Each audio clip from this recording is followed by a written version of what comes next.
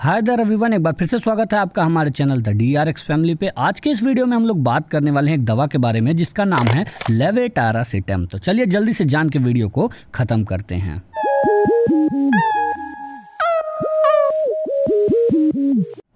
सबसे पहले हम ये जानेंगे लेवेटारासिटम का इस्तेमाल कहाँ पे किया जाता है। इसका इस्तेमाल किया जाता है पार्शियल सीज़्योर को सही करने के लिए। पार्शियल सीज़्योर में होता क्या है कि हमारे दिमाग का कोई छोटा सा हिस्सा किसी असामान्य विद्युत तरंग के कारण दिक्कत में आ जाता है, जिसकी वजह से हमारा कोई एक हाथ शून्य पड़ जाएगा, वहाँ की मांसपेशियों में ऐंठन आ जाएगा और भी बहुत कुछ। अगर आप पार्शियल सीज़्योर के बारे में ज़्यादा जानना चाहते हैं तो हमें कमेंट सेक्शन में ज़रूर बताएं।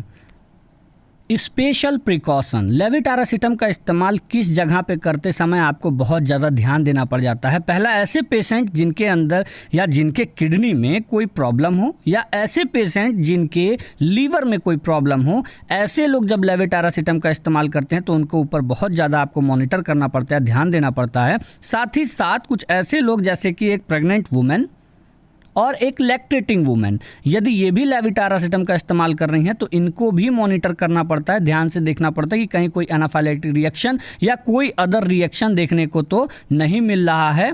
और साथ ही साथ ऐसे लोग जो हेमोडायलिसिस पे चलते हैं, जिनका डायलिसिस होता है, उनको भी अगर लेवेटारासिटम दे रहे हैं तो उनको बहुत ज़्यादा आपको करता हूं कि आपको डायलिसिस का मतलब पता ही होगा, और यदि आप नहीं जानते हैं तो इसे भी कमेंट सेक्शन में आप मुझे बता सकते हैं, मैं आपको इसके बारे में भी समझा दूंगा। वैसे अगर मैं कम शब्द में आपको समझाऊं, हेमोडायलिसिस एक तरह की ऐसी प्रक्रिया है जिसमें हम इस्तेमाल करते हैं कुछ सोफिस्टिकेटेड मशीनों का, जो कि हमारे खून को साफ़ करती हैं। असल मायने में जब हमारे किडनी में कोई प्रॉब्लम आ जाता है तब जाके कहीं हमारा खून अच्छे से साफ़ नहीं हो पाता है, और उस केस में हमें कुछ मशीनों का इस्तेमाल करना पड़ता है, और इस प्रक्रिया को हम नाम देते हैं हेमोडायलिसिस। यदि आप एक डॉक्टर हैं तो इस बात का जरूर से ध्यान रखिएगा कि लेवेटारासिटम को देते समय पेशेंट काउंसलिंग जब आप करते हैं तो आपको पेशेंट को ये बोलना होगा कि इस दवा को लेने के बाद गाड़ी मत चलाना, या इस दवा को लेने के बाद JCB या जैसे बड़ी मशीनों का इस्तेमाल मत करना या उनको मत चलाना। और साथ ही साथ यदि आप एकाएक से लेवेटारासिटम को बंद कर देते हैं इसके डोज को और पेशेंट को नहीं देते हैं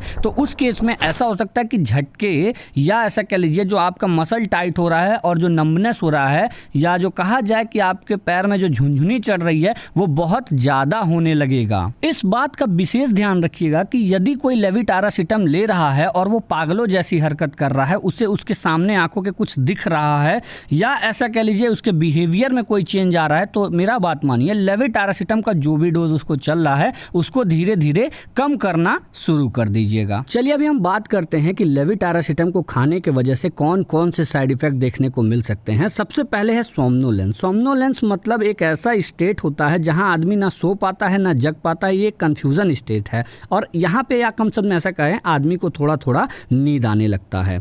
दूसरा है एस्थेनिया। एस्थेनिया में क्या होता है, आपके अंदर एनर्जी की कमी होती है, मतलब आदमी अपने आप को बहुत थका हारा समझता है। डिजीनेस, आदमी अपने आप को बहुत हल्का फील करेगा, उसको कुछ अच्छा नहीं लगेगा, अनबैलेंस्ड रहेगा वो। वर्टिगो, आदमी को चक्कर आने लग सकता है, डिप्रेशन में वो जा सकता है। इमोशनल इनस्टेबिलिटी, मतलब एक पल के लिए आदमी बहुत अच्छा फील करेगा और दूसरे पल ही उसका दिमाग पूरा मूड चेंज हो जाएगा। और दूसरा है हॉस्टिलिटी। हॉस्टिलिटी मतलब आप किसी से भी झगड़ा करने के लिए तुरंत तैयार हो जाएंगे, आप काफ़ी चिड़चिड़े हो जाएंगे यदि साइड इफेक्ट लेवेटारासिटम का देखने को मिल रहा है तब। नर्वसनेस, आदमी अपने आप को नर्वस फील करेगा। एटेक्सिया मतलब आप सही से अपने आप को बैलेंस नहीं कर पाएंगे, और ऐसा इस वजह से होता है क्योंकि आपके दिमाग में कोई एक हिस्सा जो है वहाँ पे कुछ प्रॉब्लम आ गया रहता है। या ऐसा कह लीजिए एटेक्सिया में क्या होता है, आदमी सही से स्पीच नहीं दे पाता है और ऐसा लगता है मानो उसने कितने ही बोतल पी डाली हो। ट्रिमर मतलब आपके हाथ पाँव कांपेंगे अगर आपको साइड इफेक्ट देखने को मिला लेवेटारासिटम का तब। एमनेसिया, लॉस ऑफ मेमोरी, मतलब एमनेसिया में ऐसा साइड इफेक्ट है जहां आप सब अपना पुराना चीज़ धीरे धीरे भूलने लगते हैं। हेडेक, सिर में आपके दर्द हो सकता है। डिस्पेप्सिया, खाना नहीं पचेगा। नोजिया, मिचली आएगा। डायरिया, आपका पेट अपसेट हो सकता है। एनोरेक्सिया, एनोरेक्सिया एक ऐसा साइड इफेक्ट है या एक ऐसा मेडिकल प्रॉब्लम है जहां पे आदमी खाता कम है और उसे लगता है कि वो बहुत ज़्यादा मोटा हो जा रहा है, जिस वजह से वो बहुत कम खाने लगता है और उसका शरीर बहुत ही पतला हो जाता है।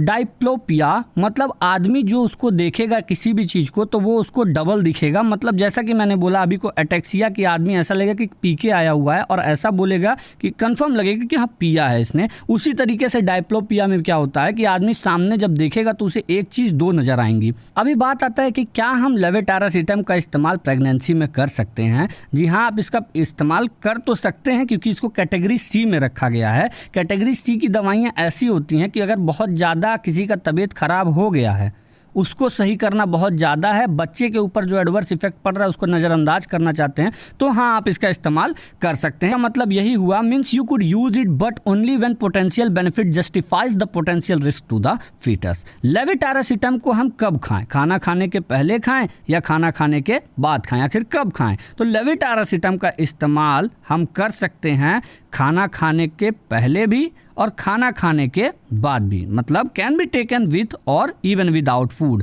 And it's oral solution. और जब हम बात करते हैं इसके ओरल सॉल्यूशन की, मे बी टेकन डायरेक्टली, उसको आप डायरेक्टली भी ले सकते हैं या तो आप उसको एक ग्लास पानी में डाइल्यूट करके उसके सॉल्यूशन को ले सकते हैं। अवेलेबल डोजेस फॉर्म ऑफ लेवेटारासिटम, मतलब मार्केट में कौन कौन से डोज अवेलेबल हैं लेवेटारासिटम के। तो लेवेटारासिटम का ओरल सॉल्यूशन मिलता है मार्केट में, टैबलेट मिलता है मार्केट में और इंजेक्शन मिलता है मार्केट में। इस बात का आप विशेष तौर पर ध्यान रखिएगा कि इस वीडियो को मैं केवल डॉक्टर्स के लिए बना रहा हूँ या फार्मासिस्ट के लिए बना रहा हूँ या आम जनता के लिए इसलिए बना रहा हूं ताकि वो जाने कि ये होता क्या है। ठीक है, कभी भी अपने से किसी दवा का इस्तेमाल बिल्कुल मत कीजिएगा। ये वीडियो आपको कहीं से प्रोत्साहित नहीं करता है कि आप बिना प्रिस्क्रिप्शन के दवाओं का इस्तेमाल करें या दवाओं को खरीदें।